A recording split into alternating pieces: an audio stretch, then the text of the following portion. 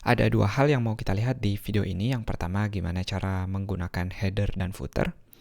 Header dan footer ini adalah bagian atas dan bagian bawah dari website yang kita ingin konsisten selalu muncul di halaman mana aja. Itu tugas yang pertama, dan yang kedua kita akan lihat gimana cara nyambungin file CSS kita ke kontennya sendiri. Karena meskipun kita sudah punya file CSS, dia sebenarnya belum nyambung. Kita mulai dari header dan footer tadi. Saya akan hilangkan teks ini. Cara menggunakan header dan footer di WordPress sendiri sangat gampang. Kita tinggal menggunakan fungsi get header seperti ini. Dan kalau footer, kita tinggal mengganti headernya menjadi footer seperti ini. Refresh. Kita akan lihat info yang sebelumnya hanya di antara baris ini. Headernya itu mulai dari nama site-nya dan juga tagline-nya di sini.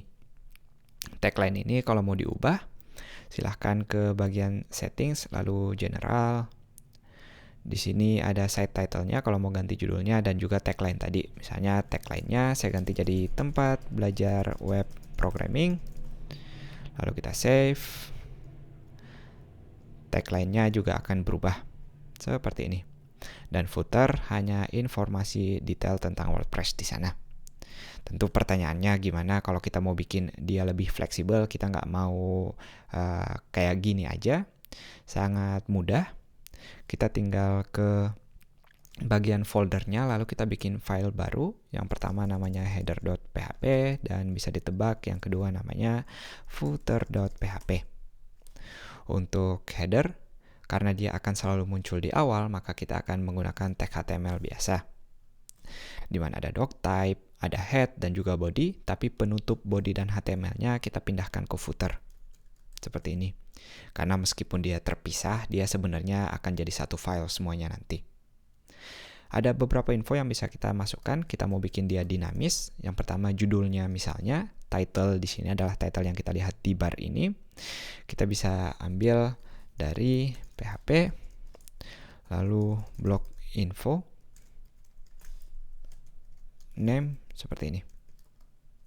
Sebelumnya, kalau saya kosongkan filenya, ketika kita refresh, dia akan kosong. Kenapa? Karena meskipun kita sudah punya get header dan get footer, ketika kita bikin file baru, header PHP dan footer PHP ini, WordPress otomatis dia bakal ngambil konten dari header dan footer tadi. Dia nggak bakal generate otomatis lagi. Dan karena header PHP kita kosong, makanya dia juga kosong. Makanya tugas kita tadi untuk ngisi detail seperti ini. Lanjut lagi. Tugas yang berikutnya yang nggak kalah penting, di bagian header kita selalu mau ada tag namanya wp_head. Dia selain ngasih tahu kalau dia ini headernya, gunanya juga untuk ngeload script, mau dia CSS, JavaScript, atau misalnya ada plugin, dia otomatis ngeload ke sini. Di dalam bodinya kita bisa kasih sedikit info. Saya akan taruh di tag header. Lalu di dalam tag H1 kita mau dia link. Jadi setiap user klik tulisan ini dia bakal ke home kita. Biar dia dinamis linknya, kita nggak usah ketik http://sekolahcoding.com misalnya. Kita bisa bikin dia otomatis dengan mengecho teks dari home_URL ini. Jadi fungsi-fungsi yang teman-teman lihat di sini, fungsi-fungsi dari WordPress semuanya biar gampang. Untuk teksnya, jadi bukan linknya sekarang, yang kita taruh di antara tag A ini, ambil dari namanya saja. Dan informasi berikutnya, yaitu deskripsi atau tagline dari blognya, kita bisa ambil dari blog info juga, tapi sekarang parameternya adalah description-nya. Sebelum pindah ke browser, bagian footernya kita lengkapkan dulu. Sama seperti sebelumnya, kita butuh WP footer di sini, kalau tadi WP head. Dan kita kasih sedikit teks biar ada visual yang bisa kita lihat. Kasih HTML entities copy untuk lambang copyright, lalu nama info blog kita, dan kita sambung dengan tahunnya, yaitu echo date. Jadi ini fungsi PHP asli, kita mengecho tahunnya di sini.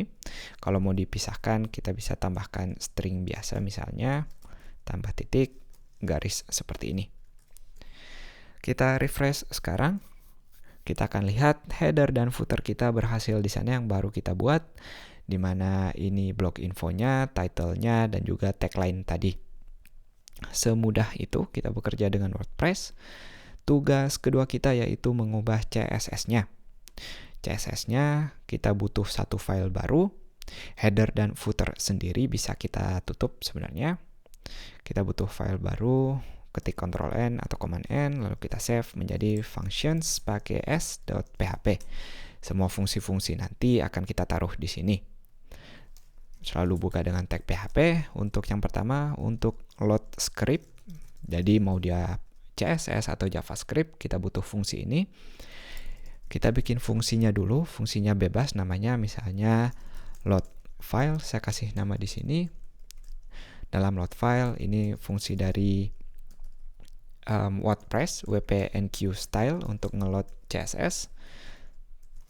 Tagnya, parameternya yang pertama style, lalu yang kedua linknya dengan cara get style sheet underscore URI seperti ini. Untuk manggil fungsinya sendiri, karena kita baru bikin fungsinya, kita pakai fungsi add action. Lalu parameter yang pertama enqueue script, scripts-nya plural. Jadi pakai S di sini, lalu koma, nama fungsinya di sini yang mau kita load file seperti ini. Kita bisa buktikan apakah dia jalan atau enggak dengan cara nambahin stylenya di sini tentunya. Misalnya kita punya tag A di sini yang dibungkus dalam H1 tadi di bagian header. Kita H1A, lalu warnanya kita ubah jadi biru. Saya refresh, teman-teman lihat warnanya berubah, artinya CSS kita sudah tersambung. Dua tugas kita sudah terpenuhi sampai sini, tapi sebelum menyelesaikan videonya saya mau nambahin CSS sedikit agar file kita lebih rapi. Jadi ini udah nggak ada hubungannya dengan WordPress. Saya tambah sedikit dulu. Di sini kita belum bisa klik apa-apa, jadi belum terlalu interaktif. Saya mau di bagian title-nya kita bungkus dalam tag H3 karena H2 kita sudah punya pada tagline dan dia berada pada tag A atau tag link, di mana linknya kita akan sambungkan dengan fungsi dari WordPress namanya the permalink. Seperti ini. Kalau saya save, lalu refresh di sini, kita akan lihat ada tag di sini, dan kalau kita klik, dia akan otomatis istilahnya ke halaman konten ini sendiri. Jadi kalau tadi teksnya banyak, dia akan otomatis teksnya ada muncul di sini semua. Dan kalau kita mau kembali ke home tadi, atau menampilkan semua postnya, kita tinggal klik bagian header ini. Jadi dia nampilin lagi yang judul baru dan Hello World ini. Begitu juga dengan Hello World, bisa kita klik sendiri di sini seperti ini. Sudah mulai dinamis, sudah mulai cantik. Kita tambah percantik lagi dengan menambah hal-hal di CSS. Ini opsional, teman-teman gak harus ikutin. Di semua tag A, saya mau nggak ada garis, jadi text decoration-nya none. Lalu saya akan ambil warna biru yang lebih halus, yang ini. Dan khusus untuk tag H1, saya mau ada warna background-nya, hanya untuk visual aja biar kelihatan beda. Saya akan ambil AAA di sini. Dan seluruhnya, yaitu bodinya, kita akan kasih margin yang dari atasnya 50 pixel dan ke tengahnya otomatis di tengah, karena lebarnya saya nggak mau dia terlalu lebar 100% tapi cukup 80% aja. Kalau kita refresh, tampilannya sekarang seperti ini. Cukup itu dulu, nanti tiap di akhir video kita akan pelan-pelan ngubah CSS-nya agar lebih rapi. Semoga teman-teman senang, sampai jumpa di video berikutnya.